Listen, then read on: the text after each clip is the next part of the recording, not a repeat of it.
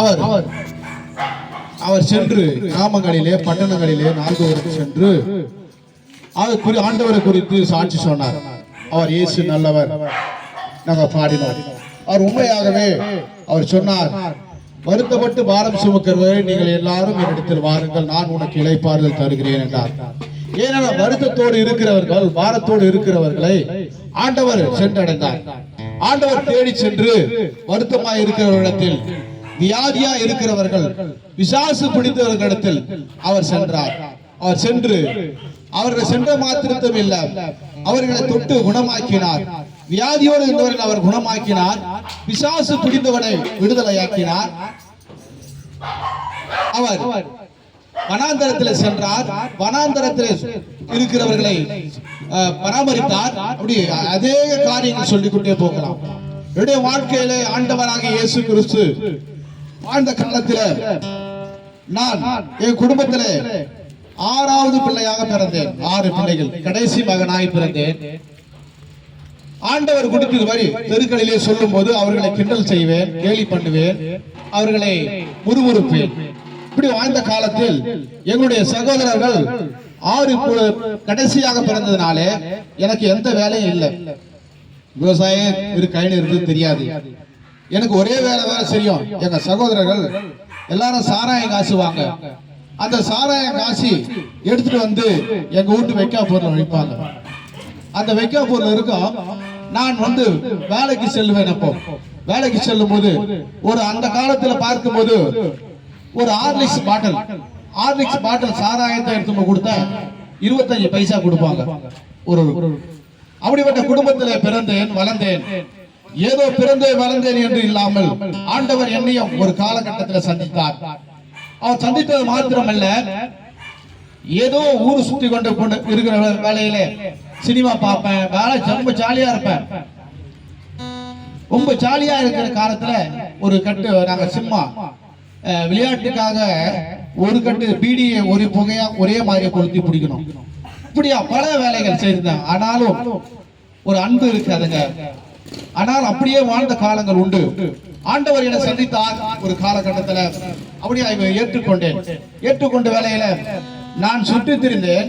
எனக்கு அருமையான ஒரு மனைவி, அரசாங்கத்தில் வேலை செய்யக்கூடிய ஒரு மனைவி கிடைத்தது.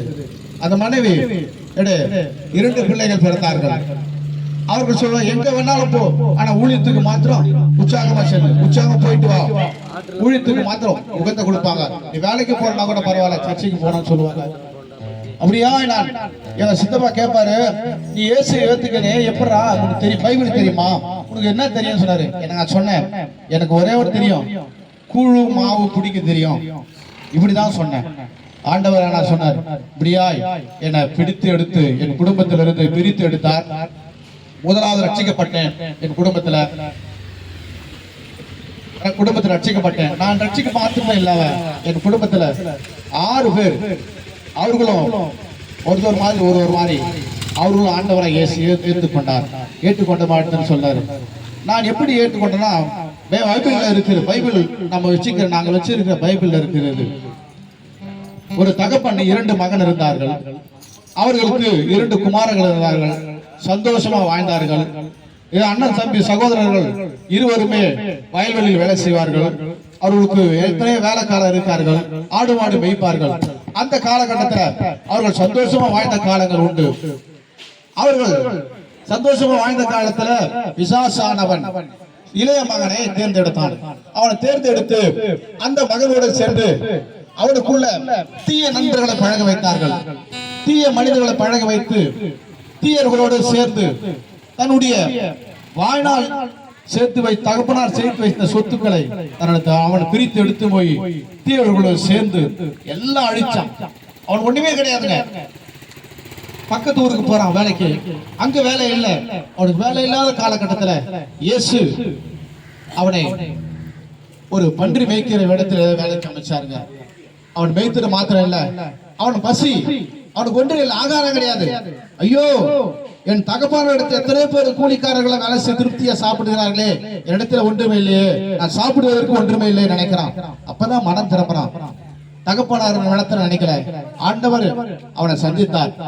சந்தித்தன மாத்திரம் இல்ல, அவன் தன் தகப்பனார் இடத்துக்கு போகிறான். அவன் தகப்பனார் தூரத்துல இருந்து, ஐயோ மகனை பாக்குறானே, அவன் மகனை போல இருக்கிறானே. இவர் ஓடி கட்டி அணைச்சு முத்தம் கொடுத்து, அவருக்கு நல்ல வஸ்திரம் கொடுத்து, கைக்கு மோதிரம் கொடுத்து, செயின் கொடுத்து, செருப்பு கொடுத்து, நல்ல ஆசீர்வதித்து அவனை சந்தோஷமா ஏற்றுக்கொண்டார்.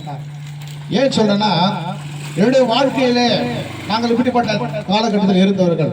என் குடும்பத்தில் நான் 6வது மகனா பிறந்து வளர்ந்ததுல என்னத்தான் முதலாவது தெரிந்து கொண்டார். அவர் அன்புலே அவர் அழைத்தார். அவர் பாசமா என்னை தேடி வந்தார். நான் தேடி போல, அவர் தான் தேடி வந்தார். தேடி வந்த தெய்வத்தை நான் ஏற்றுக்கொண்டேன். நல்ல ஒரு மனைவி கொடுத்தாரு, 2 பிள்ளைகளை கொடுத்தாரு, நல்ல வாழ வசதி கொடுத்தார். ஆண்டவரை தெரிந்து கொண்டோம். இப்படியாய் வெளியிருந்தவர்களை, 2 சகோதரர்களை ஆண்டவர் தெரிந்து கொண்டு, சாராயங்காஸ்தர் குடும்பத்திலிருந்து தெரிந்து கொண்டவர் எங்களை பிரித்தெடுத்தது போல உங்களையும் பிரித்தெடுப்பார். உங்க குடும்பத்துல சகோதரன் குடிக்கிறானா, பிள்ளைகள் குடிக்கிறார்களா, கணவனார் குடிக்கிறார்களா, வாங்க, இயேசு உங்களை அழைக்கிறார். வாங்க, இயேசு உங்களை நேசிக்கிறார். வியாதியோடு இருக்கிறீர்களா, வாங்க, இயேசு உங்களை நேசிக்கிறார். துன்பத்தோடு இருக்கிறீங்களா, வாங்க, இயேசு உங்களை நேசிக்கிறார். யாரா இருந்தாலும் பரவாயில்ல, எப்படிப்பட்டவர்களா இருந்தாலும் பரவாயில்ல, வாங்க, இயேசு உங்களுக்கு விடுதலை, எங்களுக்கு கொடுத்த விடுதலை போல உங்களுக்கு கொடுக்க வல்லவரா இருக்கிறார். இதோ இந்த பகுதியில் நாங்கள் ஜெபிக்கிறோம். நீங்க வர ஏழ்வாய் முடியலனாலும், நீங்க வீட்டுக்குள்ளே இருந்தாலும், இயேசு ஒருத்தர் அவருக்கு சுகம் கொடுத்தாரு, இயேசு ஒருத்தர் இயேசு ஒருத்தர் அவருக்கு விடுதலை கொடுத்தாரு நினைங்க. நாங்க உங்களுக்காக ஜெபிக்க போகிறோம். அல்லேலூயா. ஆண்டவரே, பரிசுத்தமுள்ள பிதாவே, எங்களை தெரிந்து கொண்ட அன்புள்ள தகப்பனே, இந்த பகுதியில் வாழ்கிற அன்பு மக்களுக்காக நாங்கள் ஜெபிக்கிறோம். இந்த மாலை வேளையில எல்லாருக்கும் வேலைகள் உண்டு, எல்லாருக்கும் சில நேரங்கள் வேலைகள் உண்டு. ஆனாலும் எங்களுக்கு கொடுத்த அன்புக்காய், பண்புக்காய், பாசத்துக்காய், தயவுக்காய், எங்களை தேடி வந்த கிருபைக்காய் ஆண்டவரே நாங்கள் உங்க நன்றியோடுமை சோதரிக்கிறோம். அப்படியாய் எங்களை செய்த நன்மைகளை சொல்லி இவர்களை சந்திக்கும்படியா நாங்கள் ஜெபிக்கிறோம். அவர்கள் உள்ளத்திலே இயேசுவை நினைக்கும் போது அவர்கள் எப்படிப்பட்ட வியாதிகள் இருந்தாலும், எப்படிப்பட்ட பிரச்சனைகள் இருந்தாலும், முடியில் இருந்தாலும், விரியில் இருந்தாலும் ஆண்டவர் விடுதலை கொடுக்கும்படியா நாங்கள் ஜெபிக்கிறோம். சாமி ஆண்டவரே, நீங்கள் பொறுப்படுத்திக் கொள்ளுங்க, ஆசீர்வதிக்கும்படியா ஜெபிக்கிறேன். இந்த பகுதி வாழ்கிற மக்களுக்காய் மீண்டும் நாங்கள் உம்மை சோதரிக்கிறோம். நீங்கள் பொறுப்படுத்திக் கொள்ளுங்க, ஆசீர்வதிக்கும்படியா நாங்கள் ஜெபிக்கிறோம். இயேசுவின் நாமத்தில் ஜெபிக்கிறோம் நல்ல பிதாவே, ஆமென்.